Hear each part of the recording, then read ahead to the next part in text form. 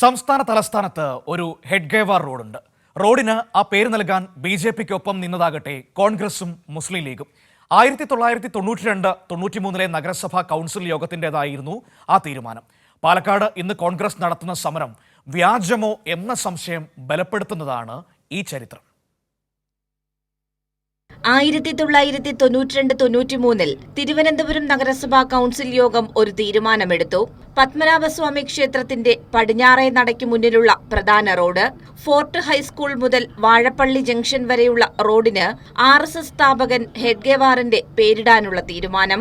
കോൺഗ്രസിന്റെയും മുസ്ലിം ലീഗിന്റെയും പിന്തുണയിലായിരുന്നു BJPയുടെ ആ പ്രമേയം പാസായതെന്ന് CPIM കൗൺസിലറായിരുന്ന ജയൻ ബാബു പറയുന്നു. സാൻലി സത്യനേശൻ എന്ന് പറയുന്ന പാർട്ടിയുടെ പ്രവർത്തകനായിരുന്ന ആള് BJPയുടെ സഹായത്തോടെ, കോൺഗ്രസിന്റെ സഹായത്തോടെ, ലീഗിന്റെ സഹായത്തോടെ മേയറായി. തുടർന്നുള്ള വർഷങ്ങളിലും ഈ ഫോർമുല അടിസ്ഥാനത്തിൽ MP പത്മനാഭനും മേയറായി.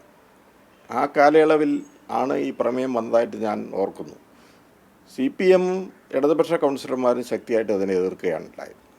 കോൺഗ്രസിൻ്റെ അന്നത്തെ ലീഡർ KPCC സംസ്ഥാന എക്സിക്യൂട്ടീവ് കമ്മിറ്റി മെമ്പറായിട്ടുള്ള വാഴോട്ടോൺ രവി എന്ന് പറയുന്ന ആളാണ്. അദ്ദേഹം ജീവിച്ചിരിപ്പില്ല.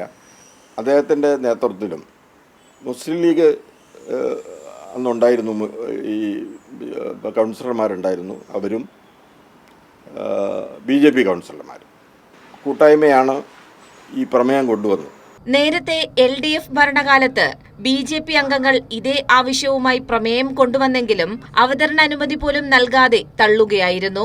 അതാണ് ഭരണം മാറിയപ്പോൾ കോൺഗ്രസിന്റെയും മുസ്ലിം ലീഗിന്റെയും പിന്തുണയോടെ BJP തൊട്ടു പിന്നാലെ നടപ്പാക്കിയത്. ഇക്കാര്യങ്ങൾ വിശദീകരിച്ചുകൊണ്ടുള്ള അന്ന് പ്രമേയം അവതരിപ്പിച്ച BJPയിലെ MS കുമാറിന്റെ സമൂഹമാധ്യമ കുറിപ്പും കോൺഗ്രസിന് ഇന്ന് തിരിച്ചടിയായി. കോൺഗ്രസിന്റെയും ലീഗിന്റെയും തനിനിറം കൂടിയാണ് തിരുവനന്തപുരത്തെ ഈ ഹെഡ്ഗേവാർ റോഡ് ഓർമ്മിപ്പിക്കുന്നത്.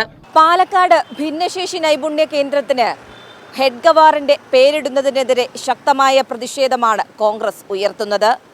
പക്ഷേ ഈ കീഴ്വഴക്കം സംസ്ഥാനത്ത് സൃഷ്ടിച്ചത് കോൺഗ്രസ് ആണ് എന്നതാണ് ചരിത്രം. ആ ചരിത്രമാണ് ഇപ്പോൾ കോൺഗ്രസിനെ തിരിഞ്ഞുകൊത്തുന്നതും. തിരുവനന്തപുരത്ത് നിന്നും അജിത് കുമാറിനൊപ്പം S. ഷീജ, കൈരളി ന്യൂസ്.